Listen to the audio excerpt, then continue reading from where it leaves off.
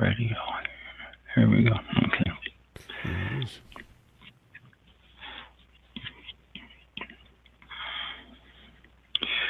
Okay.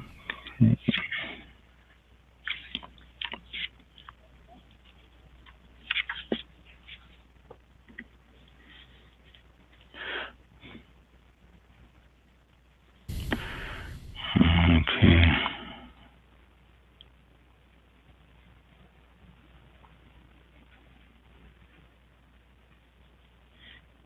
1 minute until showtime. 1 minute and counting.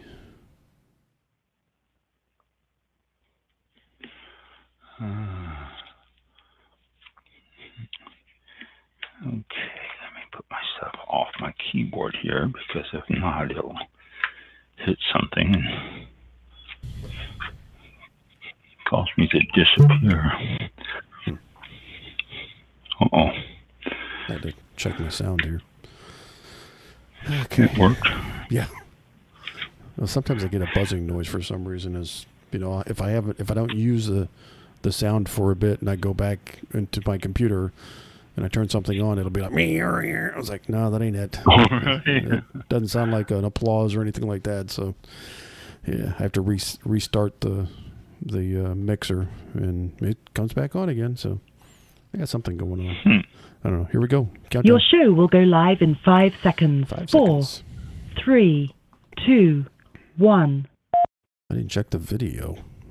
Blog Talk Radio.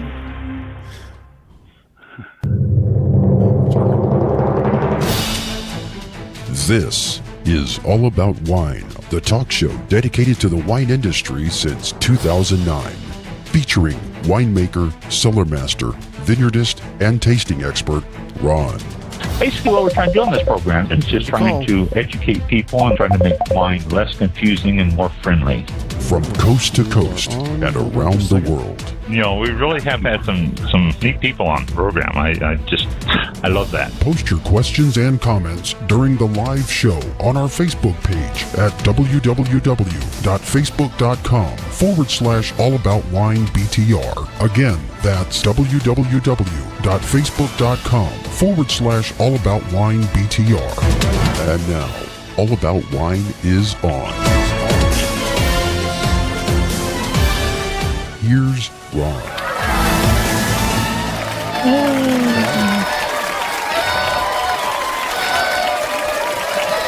All right, those people made it out today. All right. They did. And we already have our guest on the phone with us. Can you hear me? I hear you very well. Look at that. Perfect audio. I'm not getting anything here. Sounds like I'm I'm around the corner, huh? Yeah, it does. Hold on just a second. Let me, Ron's saying he can't hear you, so I want to make sure that we're on the right channel here. Yeah, you're ready to go there. Ron, you cannot hear him, is that correct? I cannot hear him. No, sir. Change something real quick. See if that's input. Should be. Yeah, I don't see any reason why it wouldn't. Let me switch over to another. Okay, we'll switch over here. Okay, try talking now. 1, 2, 3, 4, 5. Oh, there we go. You got him? Okay, good. I had to switch him over. Now to I hear you. Can you hear me? I hear you very well. It's working. All right, fantastic. So we are in good shape. Yeah. Special edition of All About Wine, special Sunday edition. We did this to accommodate our guests. I'm going to destroy your name, so I apologize. Bodvár Hafström. Sounds very well when you say it. Yes, That's me. Okay. Well, how about that? He is our guest. He is the founder of a winery in the south of France, and that's why we're doing our special Sunday show, because he's available today, and 6 hours difference going there, as everybody probably knows, because the Olympics just took place, and they were 6 hours difference, and so it was. We got the same thing going on here. So, welcome to the show, Bodvár. Thank you very much. Thank you for having me on the show. It is our pleasure. So, a lot of stuff I want to talk to you about today. The Nolo and Rosés and all that. Give us a little background of you. How did you start in the business, and how long you've been in the business, and starting the winery and all that. Just fill us in on how you got to where you are now. Well, I come from an old history background from Scandinavian Sweden with alcohol, and we started 1846 a cognac brand called Grönstedts. And so we were wine importers, and we blend our first cognac in Stockholm. And then on my other side, Hafström, my second name, is a cigar brand. And we started our cigar company 1855. So from my left side of the family, we have the alcohol with cognac and wine, and from the right side we have the cigars. So my first name is Bodvár, as you said, and that is a pure rosé brand, and my second name Hafström is a cigar brand, and Grönstedts then is a cognac brand today. So these two families, Hafström and Grönstedts, they married. So they married each other. So 1930, the Grönstedts married into Hafström family. So the cognac married the cigars. That's a story, huh? That's a story. Yeah. Is the cigar brand still going? Yes. And it's actually during the 1855 to 1872, we grew tobacco in Stockholm, believe it or not, during the summer. But now so I couldn't tell you about the quality. I read the quality and about it. It was very good. But now when you have Nicaragua, Honduras, and Cuba and so on, which is another story when it comes to cigar manufacturing. So we have had our factory collaboration in Esteli in Nicaragua. Oh, okay. So, what is it? The Hafström label that's on the cigars? Yeah, Hafström label, Hafström cigars, and I think you can Google it, Hafström cigars, and it will come up the logo and how it looks and so on. That's my grandfather on the cigar. Wow, that's interesting. The reason I asked so much about cigars is we've done a couple of special shows with a group of cigar guys who write blogs and different things on cigars, and so we have dedicated a couple of shows to that, and so that's interesting. That fantastic. I've never ran across the combination. Wine and cigar. No, something brand new. I'll have to look up that cigar brand. And so the Bodvár brand, is that just from France? Is where that was started? Yes. So 2007, I saw that rosé should be more than just a wine. That champagne was 30, 40 years ago when they started to, make progress on the international market. And I saw that rosé, it's something special with the taste, with the look, with the pink color and so on. So the market wasn't here. I mean, rosé wasn't premium when I started. So I said to my family that I want to step into the rosé business, and since my second names are taken, I'm going to take my first name, Bodvár, on it. And they looked at me and said, Bodvár, that's the worst the wineries does, is rosé. No, we're going to be different, So I didn't have my family behind me when I started.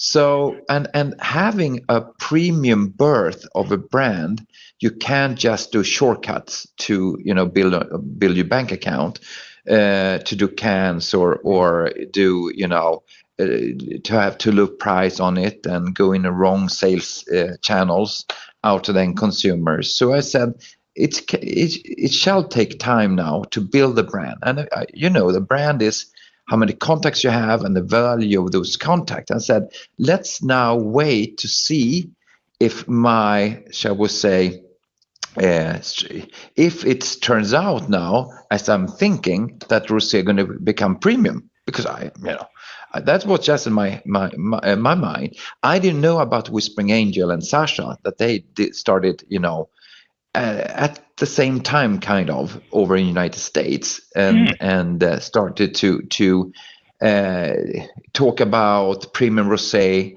and also building a brand inside the segment. So, but taking time of that, I mean, in Scandinavia, which I had as my test market in Sweden, of course, is a short, season.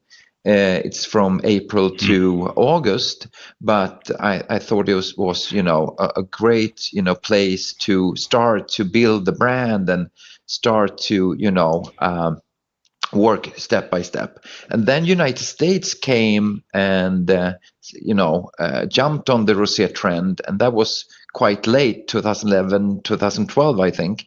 So it's little more than 12 years, I think, United States, the rosé trend have been going. And it started, of course, on the East Coast up in Hamptons, as you know, and that now you see that the rosé trend is, on starting to also be on the interstates in the United States and start to, become a really strong segment in the whole alcohol category. Mm-hmm.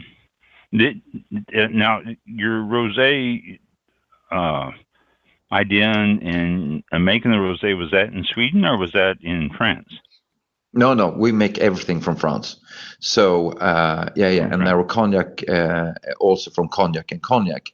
So just what we have from Sweden is our heritage and our family name and my first name, and of course I running some of the marketing and logistics planning from Stockholm, but otherwise everything is made out from Provence. You have your own vineyard? No, we never had our own vineyards. We have always collaborated with the best vineyards there is. So we have always been, shall we say, working and looking for the best vineyards out there. And for us now, it's very important that we have vineyards that can meet the volume growth that we see and have. So it's very important to have, be able to come after volume and also quality. So that's the most important for us. We have our heritage and we have the why we're doing this, but then we need to have, big quantities to be able to grow globally. You use the Pinot Noir grape for your rosés, or what? Grenache. We have different. Grenache is the most common grape there, and then we can have different grape varieties when we put this together. And so for us, Grenache is the most important, and that have the most concentration of that. And then we can actually blend in other grapes into it, but high concentration Grenache.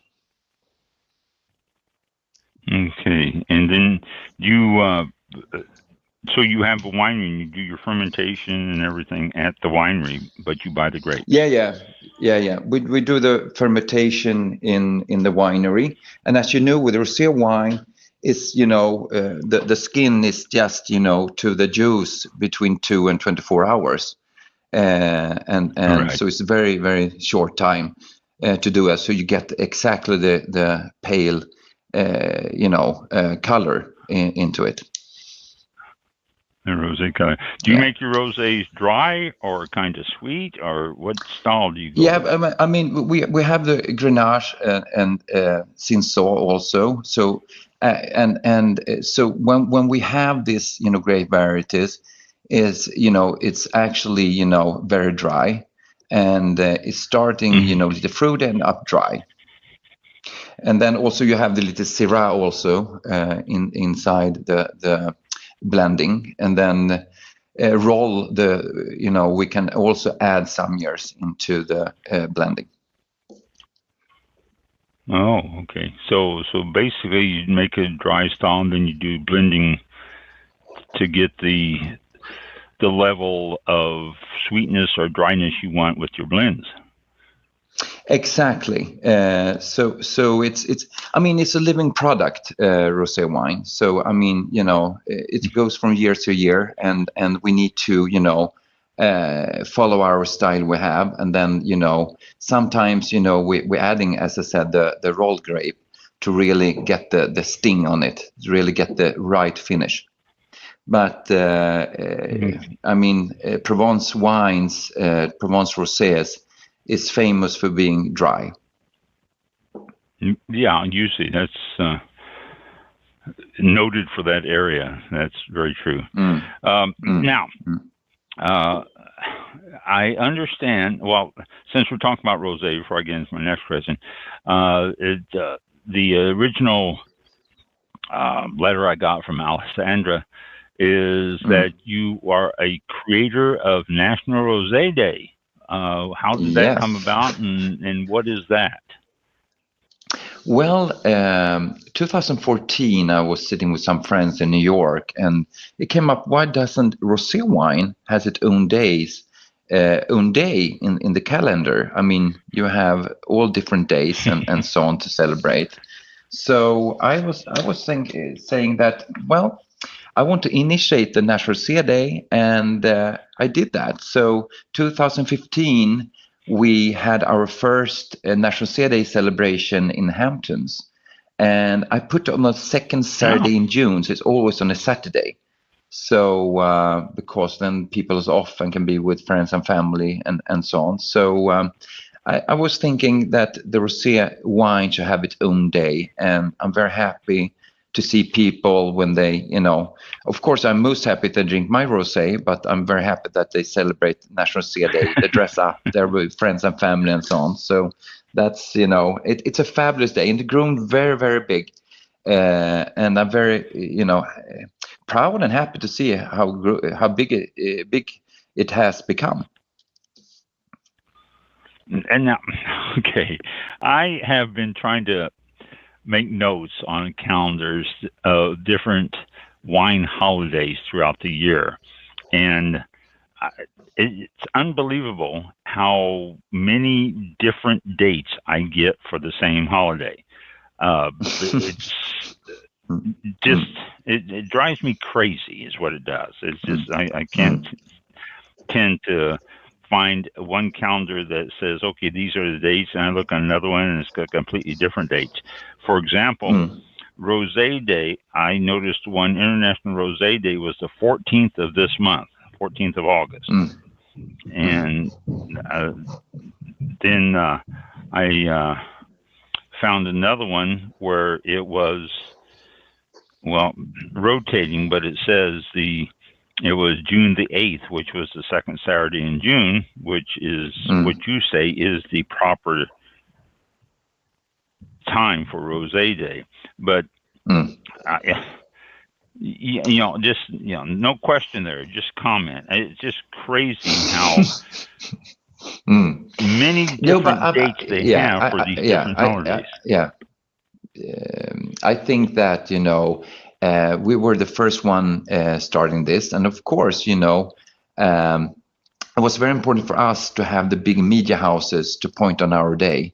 So we had like 3-4 years before anybody else started to, start their own days. So I'm just happy that, rosé wine has, the headlights on it. And And I'm happy that people celebrate it. And I'm very happy also that our days is the biggest now. And I've seen, that Australia has one I think in January, February, I don't know what it is. So, and it's an international one, but we have the National Rosé Day and based out from United States. Okay, so I will make a note of that on my calendar, and it will be what I will announce from now on.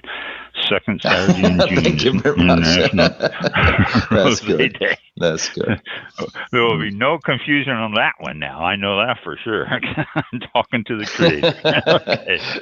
That's good. That's good. That's a good thing. Yeah. Yeah, me too. Okay, now, what I want to get into next is your transformation, I guess, is your switching over, reshaping, whatever words we want to use, to the no alcohol, low alcohol trend that seems to be going on around the world. What started you in that? Why are you into that? What is the purpose? There's all sorts of questions on that.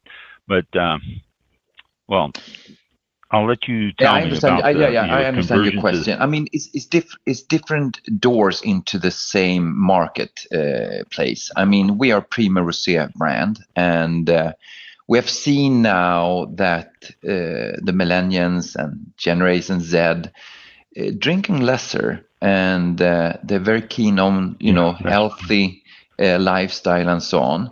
So rosé wine, I mean, it's a better choice, of course, than high alcohol. If you come to vodka and tequila and whiskey, of course, it's lower alcohol inside, and also lower sugar halt inside.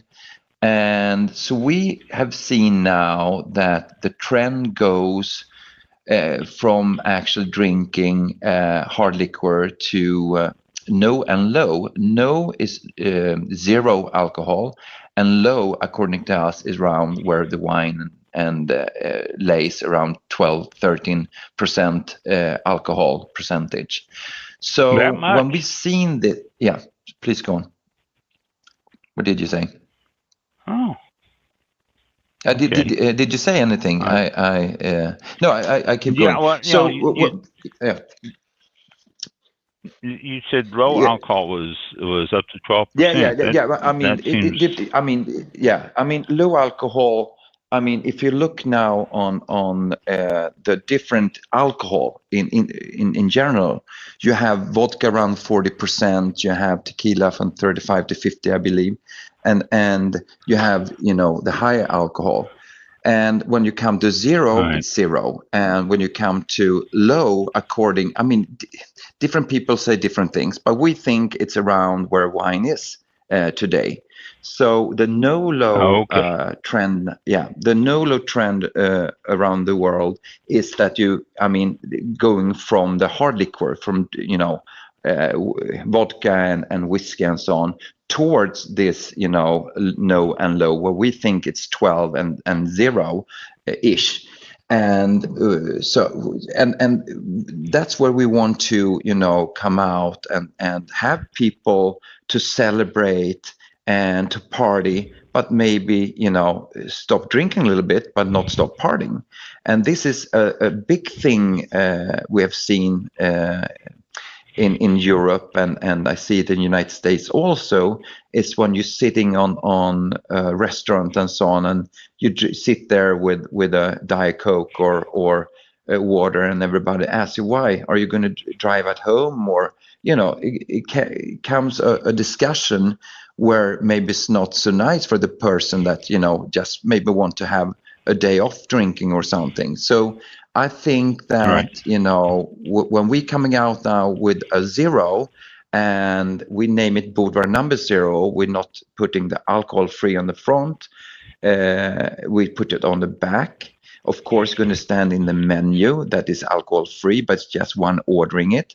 And then you can have the bottle in the ice bucket with the other bottles of alcohol rosé, and then you can actually take out and be togetherness with your friends and and family, and you can maybe have a white week or white month, or maybe you're pregnant and so on, but you still want to be inside the among the friends and so on. So we've seen that is a very, very, very big need, and also from the alcohol industry that also mainly around the world been built up by high alcohol brands and inside vodka and whiskey and tequila.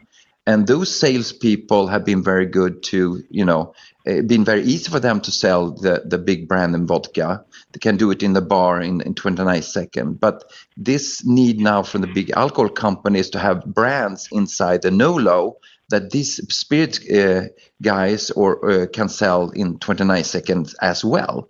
So we see a shift on the market now, and we saw it early, and we want to lead this no-low transformation, and we see that there's a big need for it, and I'm so happy to talk about it. And I'm traveling to United States tomorrow, and I'm going to do media and talk about the no-low transformation and how important it is, I think, for people to be having brands that they can be part of, even they don't drink alcohol.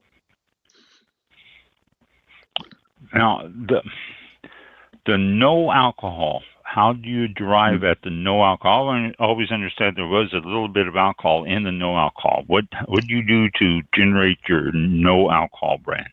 No, I mean, it's actually, exactly. It's like in beer. Some beer says they're non-alcohol, is not 0.5% alcohol inside. We have 0.0. Right. And yeah, so we make the wine as traditional rosé, and then we vacuum the alcohol out from it. It's a new technique, which is quite new. Oh. Then so it actually, if you go back to beers and non-alcohol beer was not so good 5-10 years ago. It's fantastic now. So they've been actually leading the non-alcohol transformation, also technique inside beers.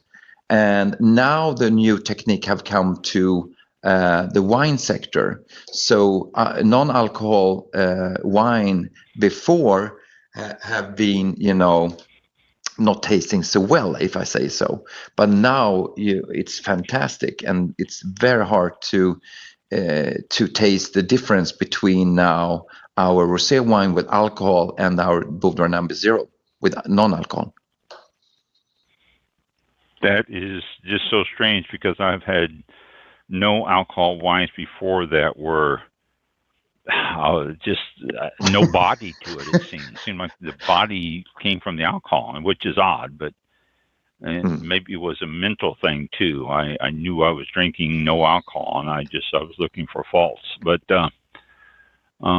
it's so funny you say, because when I'm sitting now and we do wine tasting, everybody is very negative from start, because they have had such a bad experience before. So they're starting from 0 or minus, and they say, wow, this is fantastic. So I'm looking forward to my media trip now in the United States to share, to bottle up Bodvár No. 0. And you don't have a presence in the United States? Yeah, we have presence. We're selling in Florida. We're selling in New York. And we are now continue to expand throughout the United States to different states. So we see a really nice growth. Oh, that's good. I'm in Florida, so I can go down and find your Bodvár No. 0. You can find our No. 0 we haven't launched yet, but you can find our other rosé wines in Florida. So we launch it now third quarter 2024 here, and then but if you go to Florida today, you can drink our other rosé wines, but they have alcohol inside. Your method of removing the alcohol, you said that's rather new. You don't use the old methods then at all? You use this vacuum method? Yeah, we suck it out, the alcohol from it, and it's really a new method since a little over a year ago, And I've been actually trying to find a zero for many years now, but I have had the same experience like you. It have been tasting terrible. And but now with this new technique, now you have the taste, you have the color, and now I can put my name on it and be proud. There you go. There you go. Now, you mentioned Gen Z and millennials. Are they your primary target for this no alcohol, low alcohol, or well, the Gen Z and millennials are infamously not drinking wine. Do you think this will convert them over a little bit more? Yeah, it depends where we are in the world, first of all. But I see that our consumer group, our target group, is very wide. I mean, and I want Bodvár, with Pure Zero brand, to follow the customer through life. And can we actually be on the first date? Can we be on the wedding? Can we be then when they have a white month? Can we be then when they celebrate their birthdays and among friends? So I think the situation where we can come into natural consumer behavior, I think it's quite wide, and also our target group. So I see then, why I mentioned Generation Z and millennials, because we have clear numbers on them that they stepping away from the hard liquor and drinking less. But they still want to party. They still want to, be among friends, and they don't want to maybe sit there and answer a question why they're doing drinking that night. So we see there it's a great demand for it. Yeah, well, that's true. I mean, the millennials, though, they seem to be going away from alcohol completely, and so maybe you're catching them at a good time to introduce the no alcohol. And I see actually see the non-alcohol. I think, of course, you can step away 100%, but I think the new consumer group will not step away from alcohol 100%. Maybe they want to, a Friday afternoon between 3 and 5, maybe they drink 0, and the rest they drink, our alcohol, so they can balance their night. So we see that the future consumer and the consumer, of course, today, they are not really, I will not drink again. They maybe want to balance the drinking, but still be out and have a lifestyle, feeling on their lunch or where they are. Yeah, because the boomers are getting older and dying off. I hate to say, but it's happening, and the market is starting to be affected by that. And exactly. So the approach to Gen Z is of great concern to the alcohol industry, I think. And the millennials and Gen Z, particularly Gen Z, millennials are getting up there. They're starting to drink more, but Gen Z is turned away from it, energy drinks and stuff like that. And so, the low alcohol, no alcohol trend, I've talked about it on the show before, and it seems to be more popular than what we realize out there. You're really pointing on it. It's two sides here. You see the consumer group going for the lower alcohol and no alcohol, but they still want to be, out in the bar, out on the beach club or out with friends. But then you have the alcohol industry here. And the alcohol industry is built on alcohol brands with high alcohol, 40%, 50%. And now when the consumer goes another way, they need to transform. But then they have a lot of salespeople, and the salespeople have been selling brands, not opening up the wine bottle and talk about the grapes and talking about the slope and so on. So we see it's a big demand also for the industry to have a clear brand, strong brand that their spirit sales people can sell in 29 seconds as they sell their famous vodka when they go into the bar. So I think this is a lot to do in the for our company now to meet the needs now on the market from the end consumer, but also from the alcohol industry here. No, okay. So, well, you really think that the basic concept of getting into the label and getting into the wine more that way and all that has became, well, what's my word? Not forgotten, bypassed? You think that it's the aspect of having a discussion about the grapes and where they come from and all that is sort of an old tradition, and the new tradition is just to ignore that and drink what's inside it? No, I know. Just look on Pernod Ricard now. They sold their wine section of the company, and they kept the champagne and, of course, their spirits. And why they do that? And I believe that, I think there are 18,000 salespeople around the world, that it's hard for them to sell, not strong brands. So I think it's two different types of salespeople. You have the sommeliers, you have this, traditional wine distributor company that's very, very good on selling to sommeliers and food and beverage on hotels. But then you have this, spirit side of the alcohol companies that sell brands.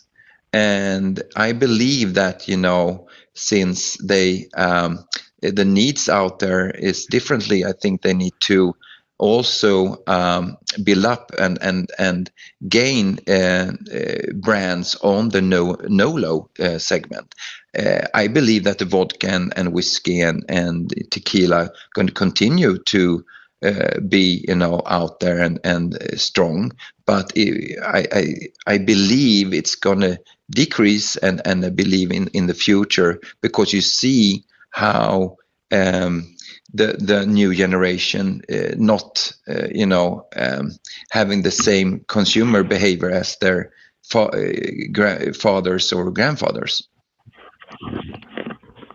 And they seem to have a different approach to it too. Whenever you even TV and advertisements and print advertisements seem to gear up toward the millennials and Gen Z as a non-drinking group, and they have more of the energy drinks and the lack of alcohol seems to permeate the advertisements. And it's just, and the wine industry is always, everything I read is the wine industry is talking about how they're losing sales to the Gen Zs and millennials. And yet you're saying that your low-no approach tends to grab them and bring them into it. I would do comparison. I will do the comparison. In China, you don't drink alcohol; you drink brands. In China, and I believe with the millennials and Generation Z, they drink brands. So I think inside the no-low, there are not so many strong brands, or there are very few. So I think that a lot to do in this segment to actually attract the Generation Z and millennials. Exactly how the Chinese drinking brands. So I think it's a comparison to do there. Oh, so okay.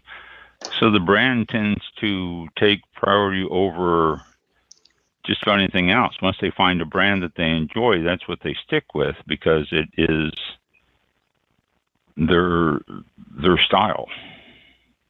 I think so. I of course, the quality and it's very important, of course. But I think that when you're coming to the lower and no low segment, they're not strong brands as they are in the vodka and higher alcohol percentage brands. So I think that to attract also the millennials and Generation Z, you need to have brands attract them, their lifestyle and who they are. Well, I think also too they are influenced by peer pressure a lot in those two segments. That's we have the influencers out there and all this. I think peer pressure and that aspect of it has a lot to do with it. I mean, if your brand is discovered by an influencer, all of a sudden it takes off. I mean, and it's brand, and there you go back to the brand again. It's not like, I've discovered this great rosé. It's like, I've discovered this rosé through Bodvár, and it's fantastic, and it's more of a brand than anything. Exactly. But exactly. They are influenced a lot more so, I think, than previous generations. I may be wrong on that, though, if I look back on it, but it just seems like the Gen Zs and millennials tend to, I hate to say this because they'll get mad at me, but they tend to follow the crowd a little bit more than previous generations. Like I say, they'll get mad at me for saying that. No, I think you're perfectly right. I mean, they follow. I mean, they're living with the phone in the hand now and looking on, what goes on in the world, and it's a lot, going on with the fashion and design and I mean. Rosé alcohol, we're part of a consuming market, and these new generations are following what to wear, what to drink, what to eat, and they want to be looking like a certain person and so on. So, I mean, this whole internet era have done it, the consuming market so differently, and so you see exactly what you say, how influencers now is running trends and so on, but it all is going to come down to you need to be organic. What I mean with that, it need to be trustable with the things you're doing, and you need to be quality in also what you're doing. And I've seen the new consumers, they like heritage, they like that, they like to have quality. So with this said, I think that, with the no-low now, which is actually, rosé wine is one of the oldest wine types, and, no alcohol have on wine have been going on for a long time also. But this together, how you come in with the quality now, tasteful now, you put a brand to it, and you have other, rosé with alcohol inside the brand, and now you can have a zero, meaning that you can stand there not being, again, the boring person around the table. Yeah, and the odd one out, and it's good for the designated drivers and stuff like this now too. They can still have the non-alcohol and not have to be, left out of the group of drinking. They've got their glass of wine that way also. I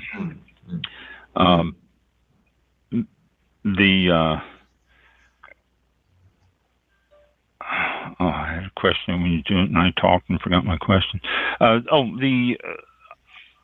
back to the alcohol content in it.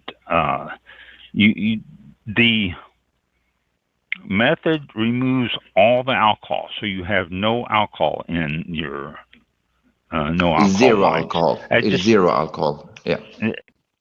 That it always seems to me that previously there was always an issue with an amount of alcohol still left in it. I mean, I used to teach a class, 10 years ago, and whenever I talked about these low alcohol and no alcohol wines, it was still 2 or 3% alcohol in no alcohol wines with the methods they were using.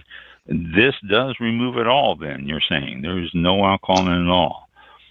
No alcohol at all inside, and that's very important because if you're pregnant or if you want to drive home, you need to be very, certain it's zero and nothing that is around zero, either zero or not zero.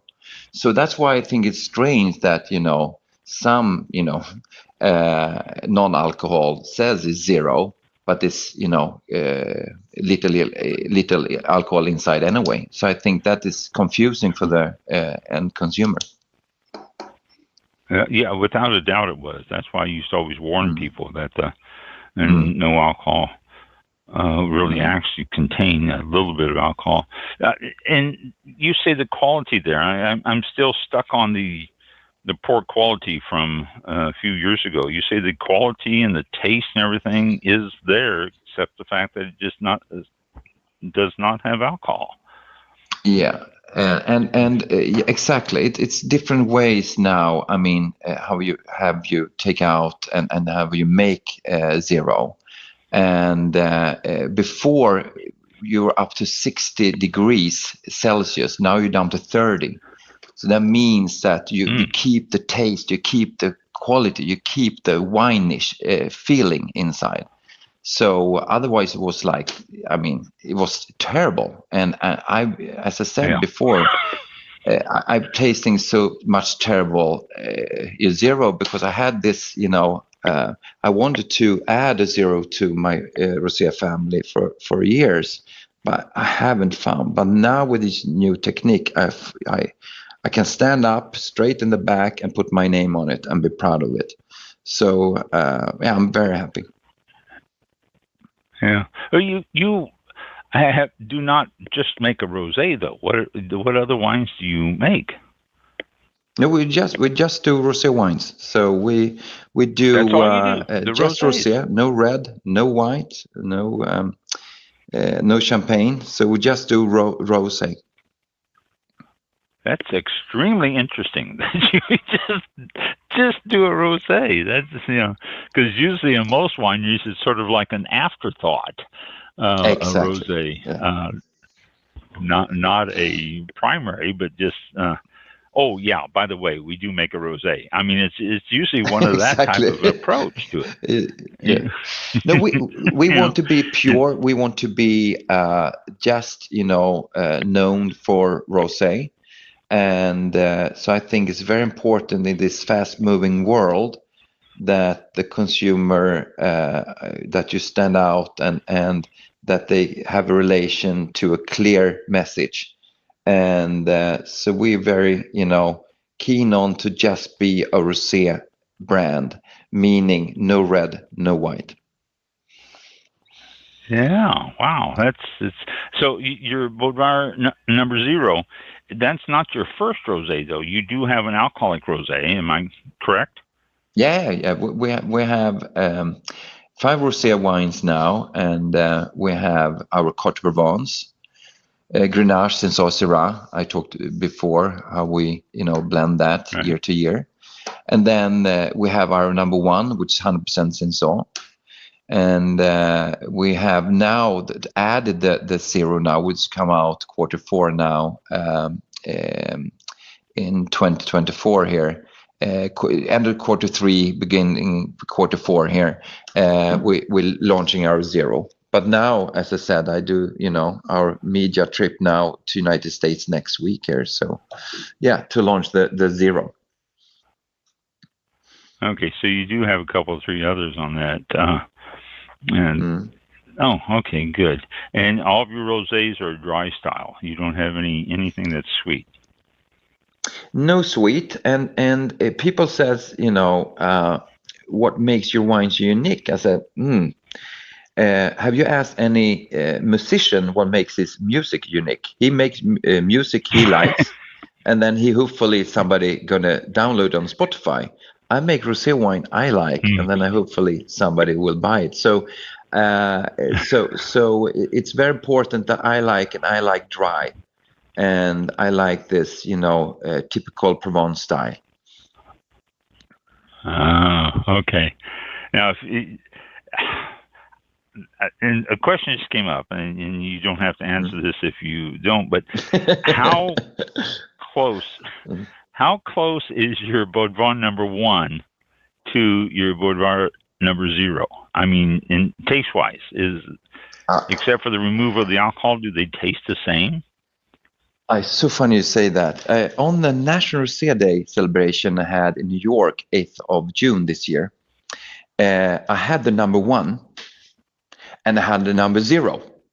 Exactly those two I have. I don't know if you heard about that, but it was exactly 2. And then we had a blind test in the corner of the celebration on National Rosé Day, and they couldn't really feel the difference. They couldn't taste the difference. Wow. And that is a wow thing. And so they said, no, we don't know if it's 1 or 0 here. And then I become very proud that we are on the right path here. Yeah, I'm very happy for that. Yeah, because to have one with no alcohol be compared to one that does have normal alcohol in it, that is amazing. Your rosés typically are lower on alcohol anyway. Are yours, or what range is your rosé? Say your number 1. No, my rosé, my usual rosé wine is around 12% inside, and that is typical for Provence. So that's not lower, and so that is among the others, I will say. Yeah, that's about average for wines. Whenever you talk to people that do rosés, they usually tend to give them a little bit lower alcohol in it because they want to keep the color and not ferment too much out and play with it and all that. So it's around 12% is your regular rosé. Okay, that's so that's amazing. Congratulations on that comparison there, because that would surprise me that they would come out identical even by removing alcohol. I definitely going to have to try one of those because, like I say, I still have this. Well, after about 10 years, I still have the bad taste in my mouth about a no alcohol wine. Exactly. I do agree with you. I've been experienced so bad non-alcohol. I mean, it's like, how is this? How is it even sold? How can you even produce it? And who's going to drink it? But now, I mean, it's not just us now. I think this new technique is going to come more and more for winers. So I think that the 0 going to taste better and better throughout the world.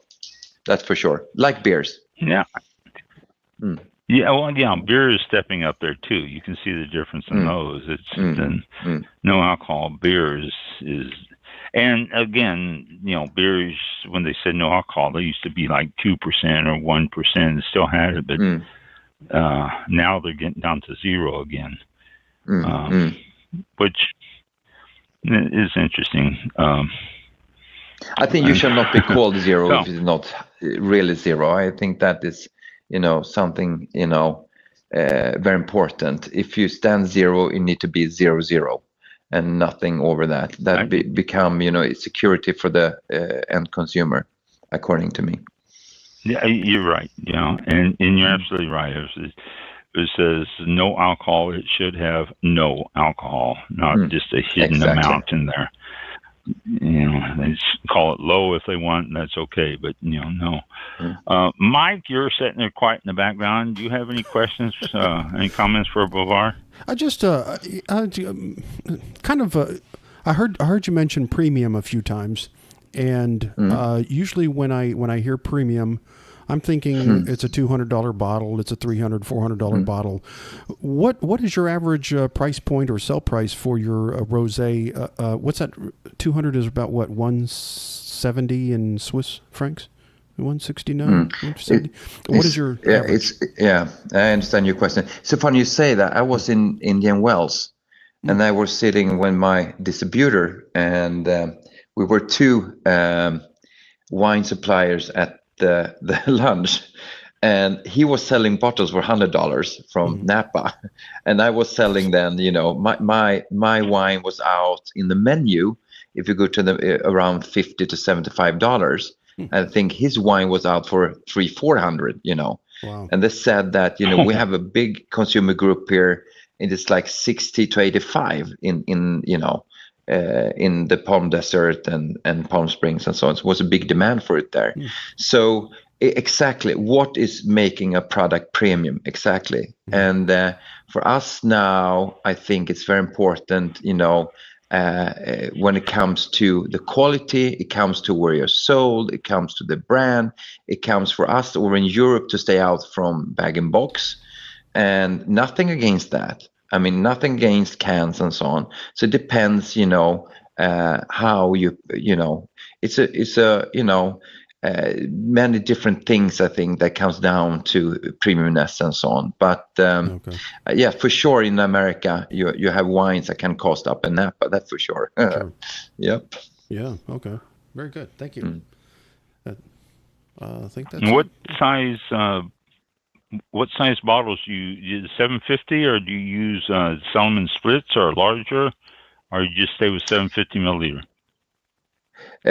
We do Magnum and double Magnum. Also, I think. Oh, wow. We see the demand from the beach clubs in Spain and France. They want to have big bottles, but mostly it's the 75 centiliter, 750 milliliter bottle. We see the biggest demand, but of course we see the Magnum and double Magnum as well. Okay, you don't do and also the smaller 175. Yeah, just going to say you don't do the 175 milliliters and the smaller ones then. No, but we've seen a demand from the hotels to put it in the mini bars and so on. So we're looking into now, especially with the non-alcohol. And I came back from Turkey, and I was in Istanbul, and there was a big demand from one of the biggest hotel chains there to be able to put non-alcohol in the mini bars, and so we look into that as well. Oh, that's interesting. You seem to have traveled all over the world. Yes, I've been. I travel every second week, and since I'm based out here from France and Stockholm, so if I fly west, I come out to United States. I fly east, I come to China. We're in Thailand today, and we're selling to various parts of the world. And so it's very, very interesting to see the cultures and see the trends and so on, and how you can translate the trends to different parts of the world, and to see how the consumer behavior is and how it's changing, and the demands on what people want. And we want to see here that we can meet the needs from the consumer, and we see now that as we talked about the trend now from Nolo, and then we of course want to come up with Bodvár Rosé and also have a zero in our family. Is overall in the world, is the alcohol consumption, the trends about the same? Well, as I said, the Chinese, if I talk about them, the drink brands, and if you look now on Europe, I mean, wine is it's a big thing in Europe, and we see, of course, beers. You have higher alcohol spirits and so on.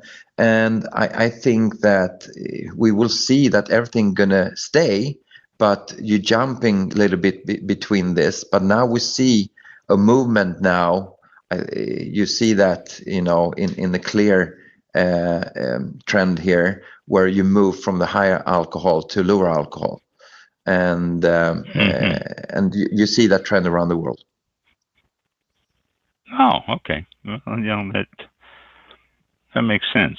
From what I've seen too, I still get trade journals and stuff, and what I've seen, tends to be a little lean away from the higher alcohol spirits into the wine and beer categories. That's interesting. You just a personal question here. Do you live in France full time, or is Stockholm your home? I'm between Stockholm and Provence, so it's just 2 hours 45 minutes flight. So I can be good. Yeah, that's all. That's all between Stockholm and Nice, where you land. And so I'm between France and Sweden all the time. But as you mentioned there, I travel a lot. So next week I'm in Los Angeles and Miami, and a couple of weeks from now in South America, in Brazil. Oh, wow. And then I'm gonna go over to Asia and China, and then I'm back in the United States again. So yeah, so I travel quite a lot. But my base is in Sweden and France. Do you, another personal question, how many languages do you speak? I speak little French, je parle petit français, and Swedish and English, and little Turkish actually. I don't know why, but I learned some Turkish, not much. So they shall not talk fast to me, So I basically it's my Swedish and English and little French and very very little Turkish. Oh, okay. You're just traveling all over. I was just curious what languages you speak, and so very good. Thank you, Mike. Any last question before? Nothing here. Sorry. We let Bodvár. No, it's been very interesting, and thank you for joining us today. Yeah, for sure. Thank you. Yes. If someone wants to pick up any of your wines, are they all under the Bodvár label? Everything is under Bodvár label, and you can go into our website, bodvarrosés.com. And we are on selected places then on the East Coast, and now we continue to expand our market throughout the United States. And we also releasing now the Zero end of Q3, beginning of Q4. Fantastic. All right. So anyone out there wants to find some good dry rosés, there you go. That's BODVAR.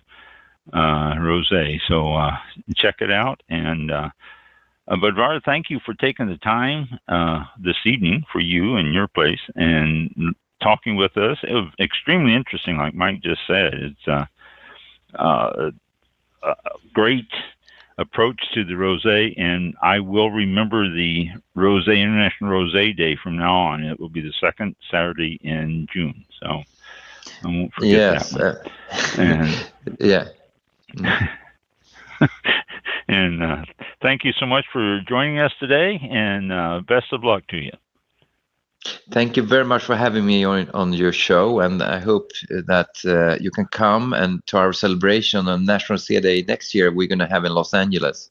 So second Saturday 2025, I welcome you both to our celebration in Los Angeles. And that is what date again? Second Saturday of June. I'm little, I don't know really what day it is yet. You can go into National Sea Day on the calendar, stands there. Oh, okay. Very good. And that's going to be in LA then. All right. We'll make a note of that. So we'll possibly try to make it out there. So thank you very much, and enjoy the rest of your evening. Thank you very much, and have a nice day now over United States. Thank you. Thank you. We will. Thanks. Take care now. Bye-bye. You too. Bye. Bye. Okay, fantastic. That was interesting. The no low, well, actually the zero alcohol is actually zero. And like I told him, I had some zero alcohol wines. Besides the fact that I can still have the bad taste in my mouth after a number of years, but I always thought that they contained just a little bit of alcohol in it. I didn't think they were able to remove every bit of it. Yeah. And he said no. He said they're taking it all out. So it'll be interesting to try his and see what it tastes like. He said they couldn't tell the difference. That is amazing. Yeah. Because no alcohol wines have always been infamously bad. Yeah. So. Well, technology changes and their methods are changing, and looks like it's for the better. And I think it's a great thing to have. There you go. Like you said, so that everyone can party, everyone can, join in and not feel, like the, I don't know, like on the bench, I guess, watching everything happen. But, and third wheel, whatever you want to call it. Yeah, and go along with it, and then be the designated driver or drive themselves, whatever the case is. But what a great thing to have, for sure. That option, Yeah, for sure. And if it tastes good, that's one of the keys there. If it tastes good, and like he said, he compared it to his number one, which is 12% alcohol, and they couldn't tell the difference. I mean, that is a big plus there. Yeah. So. That's big. That's a big deal. Yeah, for sure. It is. Well, let's see. We will. I don't know if you have anything else to add on this Sunday edition on August 25th, but I think we will replay this show this Thursday. What is that? The 29th? Yeah, I think. 20. Let's see. Yeah, I think so. Today's the 25th, so that'll be the 29th. Right. Yeah, so this Thursday we'll replay this show, and then it'll be also available next Saturday on Flightline Radio. Oh. So I haven't mentioned that in a while. Thank you. Flightline Radio, Mike's internet radio show on streaming continuously, so you can always just tune into it. I did yesterday. I tuned into it and listened to it for a while, and then my show came on, and I listened to that for a little bit, and I didn't listen anymore. You don't want to hear yourself, huh? Yeah, I don't want to hear myself. Yeah. I don't. So I listened for a little bit, and I have on my calendar that this coming Wednesday is National Red Wine Day. And I don't know how true that is because, like I say, everything changes so much. And also Thursday is Cabernet Sauvignon Day, which is the Thursday before Labor Day, which would be this Thursday. So Labor Day is coming up on the 2nd. So it should be, according to what I have here, Cabernet Sauvignon Day is the Thursday before Labor Day, so the 29th. And then this, what is it? The 1st of September is, what I got? Classique Day? I don't know what I mean by that. September is California Wine Month, Illinois Wine Month, and Missouri Wine Month. Wow. So we got lots of stuff coming up here. So we got those three starting September 1st. And then this Thursday, we will have a repeat of our show today. And then on Thursday, the 5th of September, is International Cabernet Sauvignon Day. And it shows it there, whereas this other one says it's Thursday before. So I don't know. I mean, it's like, also Thursday the 5th, our guest is going to be Stephen Lane, who was on once before. He had written a book that we talked about, Jupiter's Blood. Was that the name of the first book, or is that this one? I think that's the name of this one. No, the first one was Dragon something. I can't think of it. Dragon Vine. Okay. Dragon Vine was his first book. He was on talk about that. Now we have his newest one, which is Jupiter's Blood. Great book. I had a chance to read it, and it really is a great book. It's available online and on through Amazon. Mm-hmm. And Stephen Lane, anybody's interested in it, picking it up, but he's going to be on. And always a fun guest. He's very knowledgeable, but he's always fun. I always have a good time talking with him and about his books and stuff like that. So he will be on the 5th. That will be our next live show coming up. So we've got a little gap here before our next one, but we will be on repeat this Thursday. And then you can hear us on Flightline Radio Saturday. Yep. Thursdays and Saturday, but Thursday again. Yeah, for sure.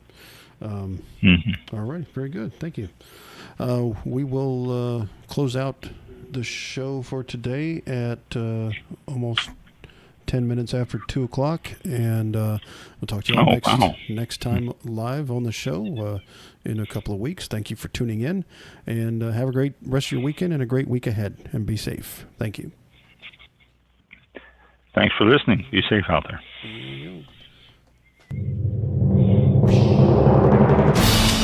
This concludes tonight's broadcast of All About Wine with your host, Ron. For show information, links to All About Wine on Twitter and Facebook, or to be a guest on this show, visit the show website at www.allaboutwinebtr.com. Archived shows are available for download on iTunes or on our show page at blogtalkradio.com/allaboutwine. Thank you for listening. Drink responsibly, and we'll see you next time on All About